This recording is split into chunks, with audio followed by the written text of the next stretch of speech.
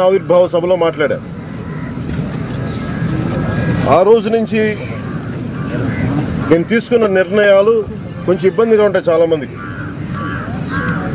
నేను నరేంద్ర మోదీ గారికి మద్దతు తెలిపినప్పుడు ఆ రోజున 2014లో ఆయన సొంత పార్టీలోని వ్యక్తులు కూడా కొంత ఆలోచించిన, మీకు తెలుసు, ఆయన కావకూడదనుకున్న వర్గం కూడా ఉంది. కానీ వీటన్నిటికీ దక్షిణ భారతదేశంలోనే మొట్టమొదటిగా బయటకు వచ్చి నేను మద్దతు తెలిపాను నరేంద్ర మోదీ గారికి. దానికి కారణం అంటే ఈ రోజున నా మనస్సుని ఆవిష్కరింపజేస్తున్నాను. దేశానికి చాలా బలమైన నాయకుడు కావాలి. దానికి కారణం ఆ రోజున నరేంద్ర మోదీ గారికి మద్దతు తెలపడానికి, మా నాన్నగారు చనిపోయి అస్థికలు కలపడానికి కాశీలో ఉంటున్నప్పుడు బాంబే దాడి జరిగింది. బాంబేలో మనకి ఉగ్రవాదులు వచ్చి మనకి బాంబేలో తాజ్మహల్ హోటల్ మీద దాడి జరిగినప్పుడు వీటన్నిటికీ నాకు ఆయన ఒకటే అనిపించింది, జరుగుతూ ఉంది.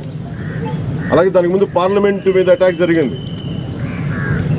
భారతదేశం ఇంత బలహీనంగా ఉంది, దీనికి బలమైన నాయకుడు కావాలి అనుకున్న ఆ రోజు నాకు అనిపించింది. ఎవరైనా వస్తే బాగుండే, ఖచ్చితంగా మద్దతు తెలపాలని ఆ రోజు అనుకున్నాను. అదేవిధంగా 2014లో ఆ రోజు అనుకుంటే 2011-9లో అది నరేంద్ర మోదీ గారు వచ్చినప్పుడు నాకు ఆయన సంపూర్ణంగా మద్దతు తెలిపినప్పుడు ఆ రోజున నన్ను అందరూ తిట్టారు.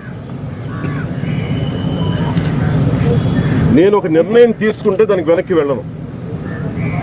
దానికి కారణాలు ఉంటాయి, హేతు ఉంటుంది దానికి.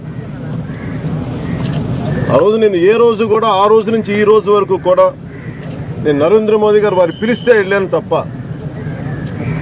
ఎందుకంటే నేను ఆ స్థాయి నాయకుల కాలాన్ని నేను దుర్వినియోగం చేయను.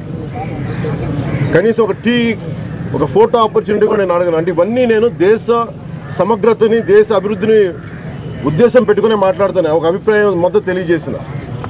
అలాగే 2014లో భారతీయ జనతా పార్టీ, తెలుగుదేశం